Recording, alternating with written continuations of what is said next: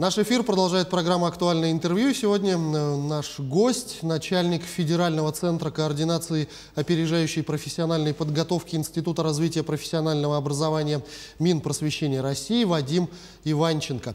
Вадим Михайлович, я вас приветствую. Здравствуйте. Добрый день. Благодарю за приглашение в эфир вашей программы. В начале беседы расскажите, пожалуйста, о деятельности вашего центра координации опережающей профессиональной подготовки. Наш центр был создан для методического сопровождения координации деятельности, создаваемых в субъектах Российской Федерации центров опережающей профессиональной подготовки. Основная задача – это оказание помощи в развитии, прохождения процесса стартапа, то есть это первый год становления, и дальнейшего развития центров опережающей подготовки в субъектах Российской Федерации. Скажите, а как обстоит ситуация по созданию центров опережающей профессиональной подготовки по регионам? И сколько таких центров на сегодня ведут свою работу? Какие ключевые задачи перед ними ставятся? В рамках развития программы «Молодые профессионалы» нашему большому проекту необходимо создать во всех субъектах Российской Федерации центры опережающей профессиональной подготовки кадров. Основная задача этих центров – стать координатором, связующим звеном между работодателем, заказчиком и системой среднего профессионального образования.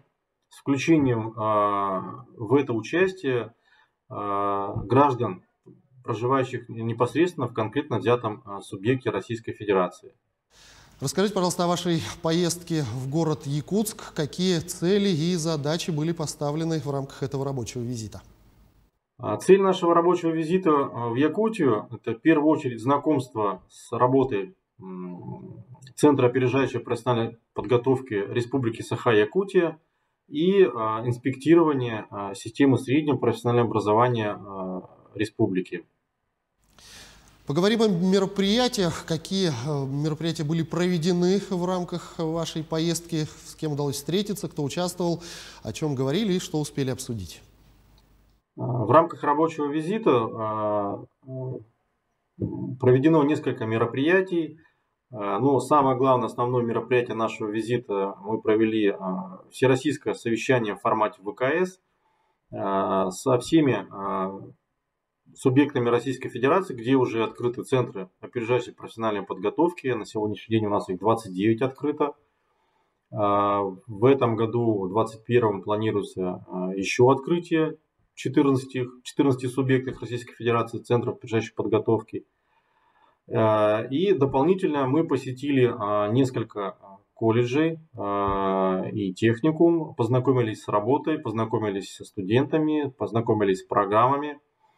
И также мы провели рабочее совещание с министром образования и науки Республики Саха-Якутия. В рамках совещания обсудили ряд насущных вопросов, договорились о выработке совместных решений по актуальным вопросам, которые стоят перед системой среднего профессионального образования Республики Саха-Якутия. И мы, со своей стороны, как федеральный оператор, взяли на себя ряд обязательств по содействию решения тех вопросов, которые мы обсуждали в рабочем порядке. И, конечно, хочется спросить о ваших впечатлениях от нашей республики, ну и, конечно, ваши пожелания центрам опережающей профессиональной подготовки. Якутия, на самом деле, лично для меня и для нашей делегации оставила неизгладимое впечатление, потому что я в Якутии был первый раз. Я первый раз увидел этнос якутского народа, и в первый раз почувствовал тепло, и атмосферное, и внутреннее тепло якутского народа. И при минус 24 градусов действительно было тепло.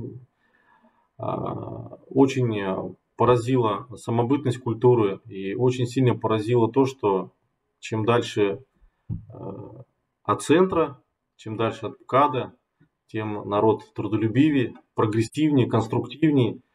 На самом деле очень поразила работа Центра опережающей подготовки, очень поразила поддержка со стороны министерства, системы среднего профессионального образования республики. За системой образования республики большое будущее, есть потенциал.